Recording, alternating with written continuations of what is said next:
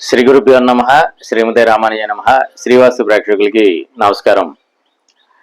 ఇవాళ వాస్తు విషయాల్లో సాధారణంగా దక్షిణం గనక మనకి రోడ్డు ఉన్న వాళ్ళు దక్షిణ భాగాల్లో ఒకవేళ, ఎందుకంటే మనకి తెలియకుండానే చేసే మిస్టేక్స్లో, ఎందుకంటే ఇటీవల మనం ఒక గృహం చూసాము. దక్షిణం నుంచి సాధారణంగా మన గవర్నమెంట్ నుంచి వచ్చే వాటర్ ట్యాప్ కావచ్చు, లేదంటే దక్షిణం కాబట్టి మనకి గృహం గనక మొత్తం అంటే ముందు ఎంట్రన్స్ తప్పించి మిగతా గనక వదిలేస్తే, అయితే పార్కింగ్ లాగా ఏమన్నా చేస్తే అది కూడా మిస్టేక్ అని మనం చెప్పడం జరిగింది. అయితే సంప్ అనేది ఏర్పాటు చేయడం జరిగింది దక్షిణ భాగంలో.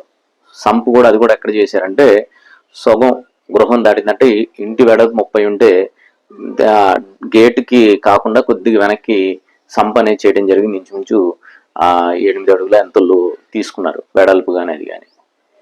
అలా తీసుకోవడం అనేది చాలా ఇబ్బందికరం, ఎందుకంటే అది ఒక్కొక్కసారి డైరెక్షన్లో ఉన్నప్పుడైనా కానీ మంచి పద్ధతి కాదు. ఒక్కోసారి కొద్దిగా డయాగ్నల్ కనుక చేంజ్ అయింది, కొద్దిగా ఇల్లు ఆగ్నేయం చూస్తుందంటే ఇది నైరుతి చూసే అవకాశాలు ఉంటాయి. తెలియకుండానే మనం నైరుతిలో ఆ సంప అనేది గొయ్యిలాగా ఏర్పాటు చేసిన పరిస్థితులు అనేవి ఎదురవుతుంటాయి.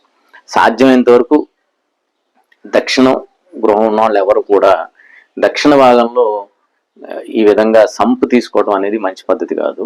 అవకాశం ఉంటే, స్పేస్ ఉంటే తూర్పు ఉత్తరాలు ఎంత ఉంటే అంత. మనకి 3 అడుగులే ఉందండి, మేము 3 అడుగులే తూర్పులో వదులుకోగలిగాము, లేదంటే ఉత్తరంలో ఇంతే, అందులోనే తీసుకోండి.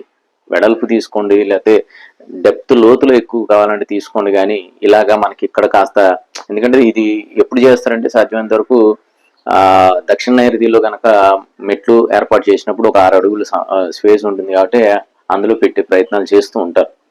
కాబట్టి ఈ విధంగా సంపు ఖచ్చితంగా దక్షిణ భాగంలో ఎక్కడ కూడా ఏర్పాటు చేయకుండా ఉండటం అనేది మంచి పద్ధతి. జై శ్రీమన్నారాయణ. వాస్తు సంబంధించి మరిన్ని విశేషాలు తెలుసుకోవడానికి, మీ ఇంటి ప్లానింగ్ మరియు వాస్తు సమస్యలు తెలుసుకోవడానికి మా ఛానల్ సబ్స్క్రైబ్ చేయండి, లైక్ చేయండి, అలాగే షేర్ చేయండి.